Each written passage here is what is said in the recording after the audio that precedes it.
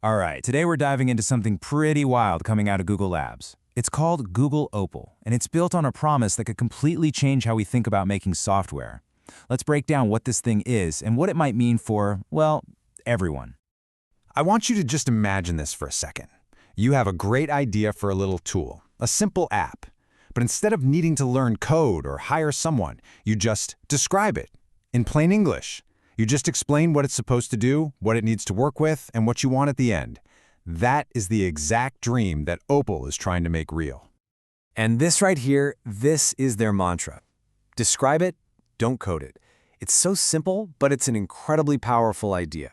The entire goal is to just vaporize the barrier to entry, to make building powerful AI tools as easy as just having a conversation.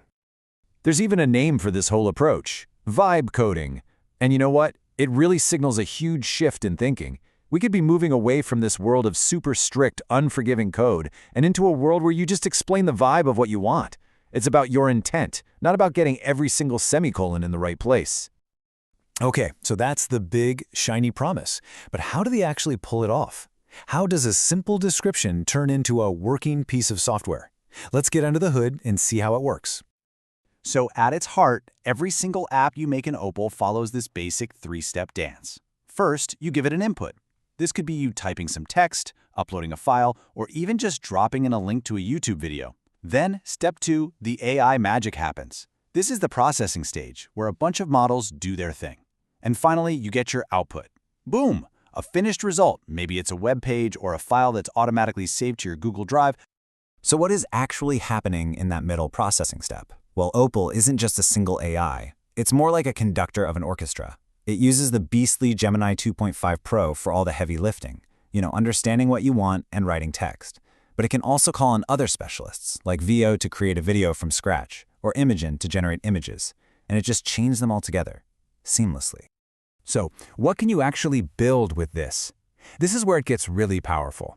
Imagine you're a YouTuber. You could build a little app that takes your latest video, and from that one link, it generates a blog post, a bunch of social media captions, and hey, even a custom thumbnail image.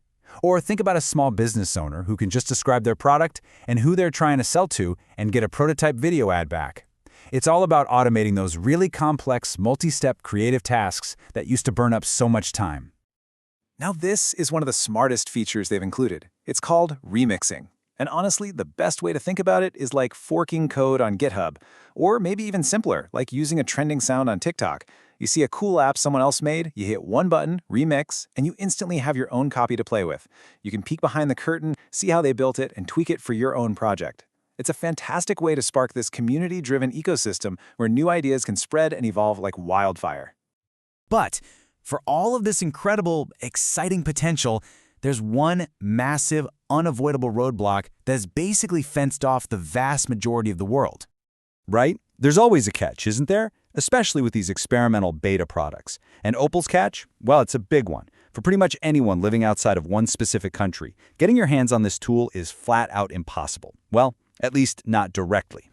And there it is. During this public beta phase, Google Opal is geo-locked. It's available exclusively to users in the United States. If you try to access it from anywhere else in the world, you just get a big nope page.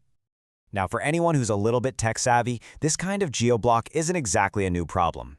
The classic workaround, of course, is to use a virtual private network, or a VPN. You connect to a server that's physically located in the US, and suddenly all your internet traffic looks like it's coming from there, which lets you waltz right past that restriction. But hold on. Before you rush off and download the first VPN you see, it is absolutely crucial that you understand this little workaround is not risk-free. So let's talk about what you really need to know before you even think about connecting. First things first, and this is a big one, not all VPNs are the same, and the free ones can be unbelievably dangerous. They often make their money by logging all your activity and selling it. They can have huge security flaws, or even worse, they can literally inject malware onto your computer. If you're going to go this route, using a well-known, reputable paid service is not a suggestion, it is an absolute necessity. Okay, and now for a really, really important distinction. Is doing this illegal? Are you breaking the law?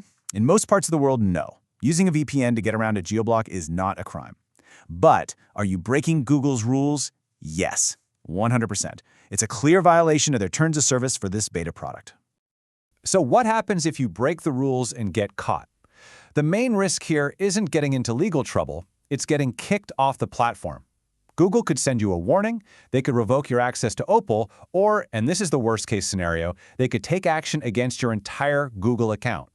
It's probably a low chance of happening, but the consequences could be huge. It's a risk that everyone has to weigh for themselves. So, with all of that said, where does that leave us with Opal right now? Let's try to balance its incredible, groundbreaking potential against the very real limitations it has today. To really put this in perspective, let's see how it stacks up against other tools you might have heard of. Something like Zapier is fantastic for connecting the apps you already use. But Opal's superpower is totally different. It's about creating entirely new AI workflows from nothing but words. Its ease of use is just off the charts. But as we know, that availability is its Achilles heel. And that really brings us to the final breakdown, doesn't it? The reality today is that Opal is an experimental, US-only tool that's pretty much stuck inside Google's world. But its potential is just massive. It gives us a glimpse of a future that truly democratizes software development, empowering a whole new wave of non-technical creators to build the exact tools they need just by talking. So in the end, Opal feels more like a fascinating preview of the future than a fully baked product for today. But man, it leaves us with one heck of a question to chew on. Is this it? Is this the beginning of the end for traditional coding? Will the future of software be spoken, not written? That's what we'll all be watching.